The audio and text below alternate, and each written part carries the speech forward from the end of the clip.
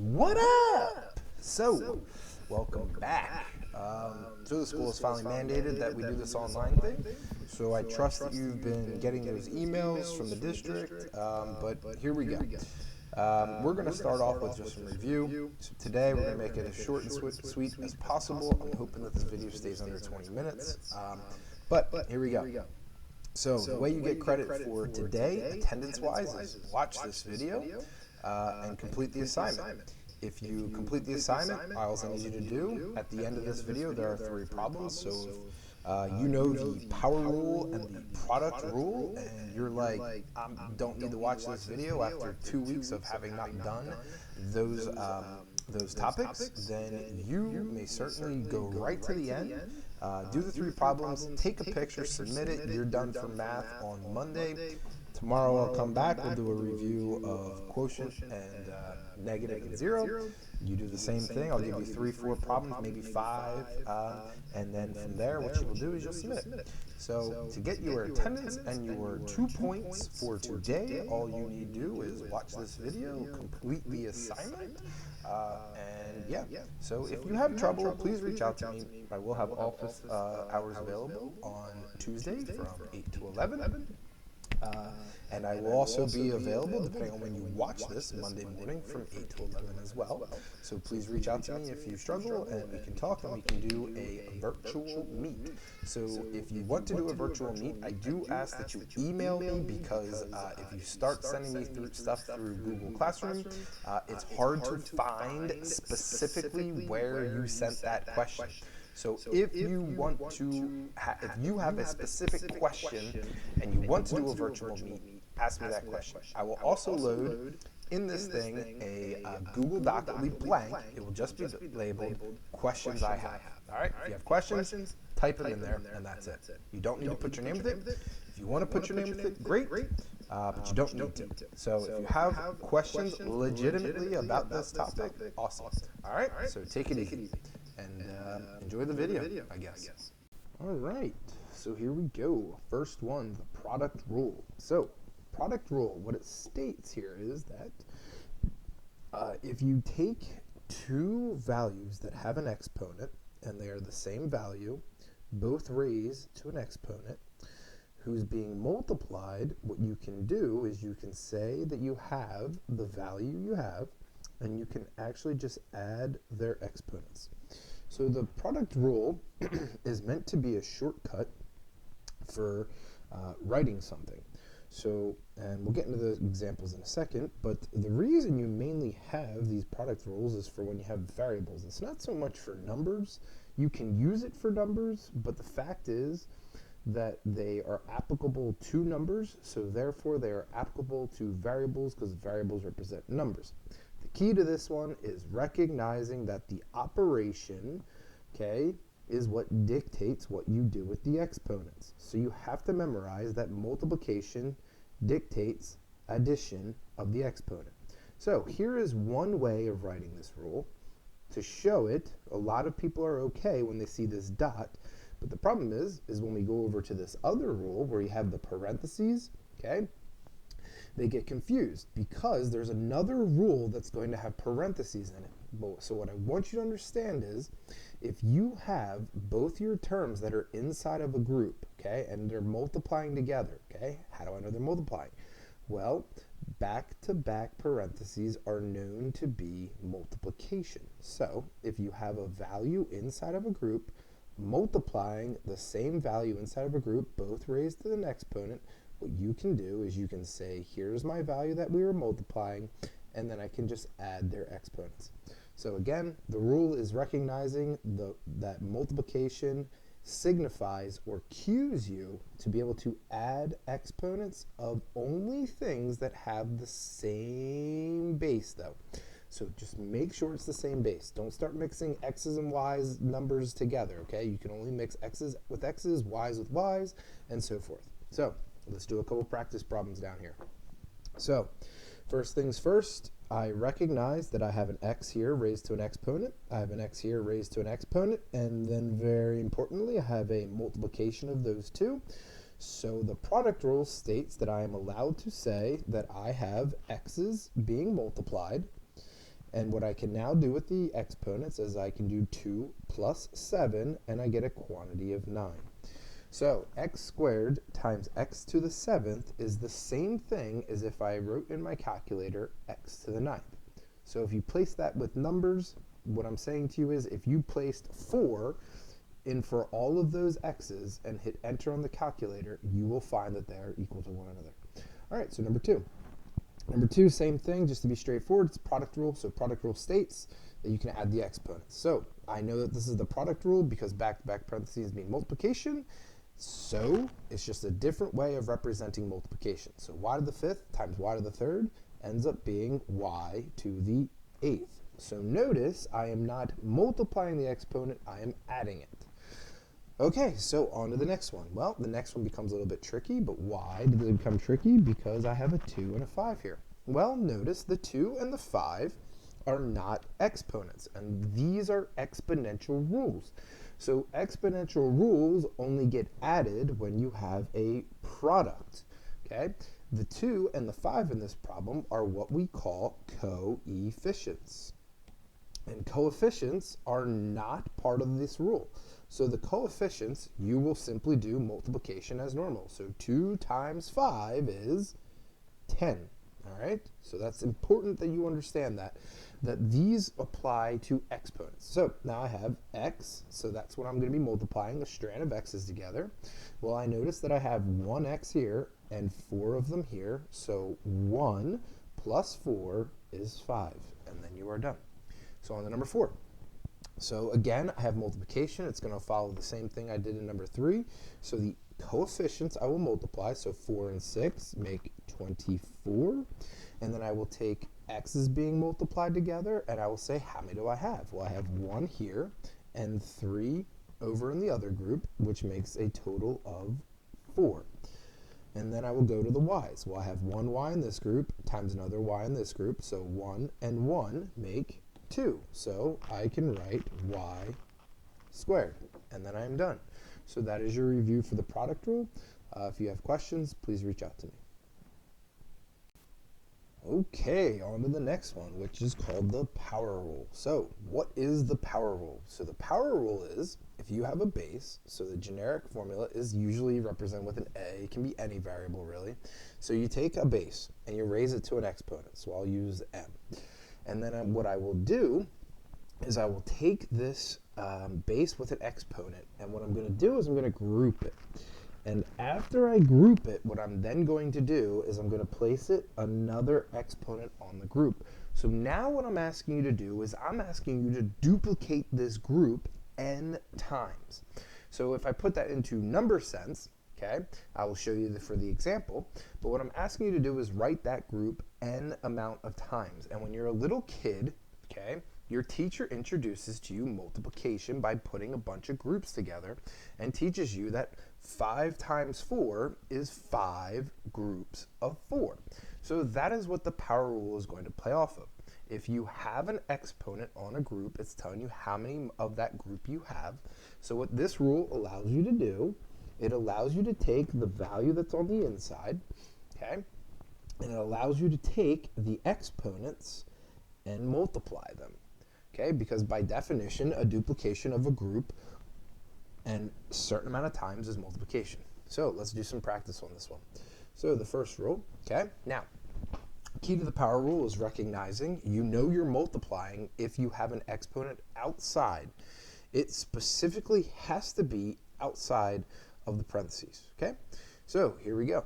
Let's take a look at it. So we'll make an answer up here. So we'll just do x to the 3rd raised to the 2nd. So what this is claiming is that I have some amount of x's on the inside, and I have 3. So what I can do is I can do 3 times 2, and 3 times 2 is 6, and I'll be done. Okay, on to the second one. So I take a group. So now I'll take multiple variables. So I'll take an x, I'll take a y, and I'll raise the y to the 4th power, and I'll take that group, and then I will raise that to the 3rd power. So what this rule states, because I have an exponent outside, I now know that this indicates that I can be multiplying the exponents of the x. Well, where's the exponent of the x? Well, if there's a variable there, it means there has to be at least one, okay? If there's no exponent show, it means that it has to be at least one. So put a 1 there to help you out. So now we go ahead and multiply. So I have some amount of x's, and I will say 3 times 1 is 3. And then I will go to y, because I have some amount of y's. And I will do 3 times 4, and I get 12. And then I am done with the power rule. So that's all the power rule states, okay? Okay, so we got one more example I want to do because I haven't done anything with a coefficient in it. So what I'm going to do is I'm going to take a group. So if I have a group and I have a 6, and I will do x to the third, y squared, and then I will raise that to the fourth power. So what this is going to claim here, all right, is that the way it gets done is by taking this problem, okay? And what you're going to do is duplicate that group 4 times. So if you have a coefficient, okay, the coefficient, you have to multiply its exponent. Do not take the coefficient. The coefficient is also a base. So this is 6 to the first. All right. So what you will do is you will take this 4 here and you will multiply it by each one of the exponents. So this becomes 6 to the 4th power, x to the 12th, okay, because 4 times 3, and y to the 8th. All right, so to finish this off, we will just evaluate what 6 to the 4th power is. You see, I can type this into my calculator, and I will get 1,296. And then I will say that I have x to the 12th, y to the 8th, and then that's it. So the next thing we're going to move on to is some mixture problems. All right, so here are some mixture problems, and these are the ones that people generally get confused on is when you start applying and putting multiple things together, but you just have to take them step by step, and you have to begin to recognize what rule applies to what operation. So the product rule applies to adding exponents, and the power rule applies to multiplying exponents. So what you have to understand is that the power rule must be done before the product rule, and the reason for it is that the power rule uses multiplication, and the product rule uses addition. And in the order of operations, multiplication must be done before addition. So therefore, you must do whenever you have them mixed together, you must first do the power rule, and then you can complete the product rule if you have it. Okay, so that's important here. So let's go ahead and do that. So these problems are all mixtures of the power rule and the product rule. So what I'm going to seek out in these problems is where is the power rule, and then I'm going to complete the product rule. Okay, so here we go. All right, so the first one here is, okay, this one's kind of simple to recognize because the product is shown as a multiplication, and then the power rule is shown as its parentheses. So the easy one here is I'm going to complete the power rule. So the power rule states that I have x to the 5th times, well, I get to multiply those two together, and I get x to the 8th. And now I can complete the product rule, and the product rule states that I can then add them, okay? So 5 and 8 makes x to the 13th. So my final answer would be x to the 13th. Moving on to example 2. Same thing, okay? I have a product here, okay, but I can't do anything with that product because I notice I have an exponent on the outside of a group. So I must complete this power rule first. So this becomes nothing changing with the first group. Put a little dot there, and now I complete the power rule. So I get to take the 3, multiply it by 2, and I get x to the 6th. 7, multiply it by 2, and I get 14. And now I take the product rule, and I will notice that I have x's here and x's here. So 3 and 6 makes a total of 9. So again, the way I'm doing these problems is I'm recognizing the operation which signifies what I do with the exponents. And then the next one is the 2 and the 14. I do not multiply them, okay? I add them. So this is x to, or sorry, not an x. So this is y to the 16th power. And then we're done that one. Okay, on to the next one. And the next one has Okay, the tricky one, right? And the reason this one's tricky is because when we were talking about the product rule before, you have to recognize that back-to-back parentheses means a product. So what links these two groups as a product, okay? So product cannot be done before the power rule. So if I have an exponent outside of a group, I must do that first. So now this one has coefficients in it, so it got up its level. So the first one here is 3x to the fourth, all right? I'm going to take it out of the parentheses because what the power rule does, when I apply it to its group, it also allows the parentheses to drop. But what I just need to remember is that those back-to-back parentheses meant that there was a product thereafter. So the way I do this problem is I just take the coefficient and I raise it to the third power. So I'm going to write it out as 2 to the third power, and then x squared becomes 2 times 3, which is 6. And then what I will do is I'm going to do this one in baby steps, but I'm going to rewrite this as 3x to the fourth times, and 2 to the third power is 8, x to the 6. So what I'm cleaning up right now is I'm cleaning up the coefficients before I start moving. So now, again, following the product rule, all right, the 3 and the 8 are not exponents, so they follow the operation. So I do 3 times 8, and I get 24. And then now the 4 and the 6 are exponents, so multiplication as an operation signifies that exponents get added. So 4 and 6 makes 10. And my final answer is 24x to the 10th. On to number 4, which is the last one of our day. So here we go. So notice I have two groups here. Back-to-back parentheses, I get that there's an exponent wedged in between, but if you have back-to-back parentheses with no other operation in between them, it's a product. So at the end of these two, when I'm done, okay, removing them from the group, I'm going to put a little dot down there below to represent I still have to do a product. So the 5 will follow the operation in the problem, which is to square the group. So this becomes 5 squared. And x cubed now has an exponent, so the exponents get to follow the rule. The rule is you get to multiply 3 times 2, which is 6, and y, you get to multiply the 2's, so you get a 4. And then I just move to the next group.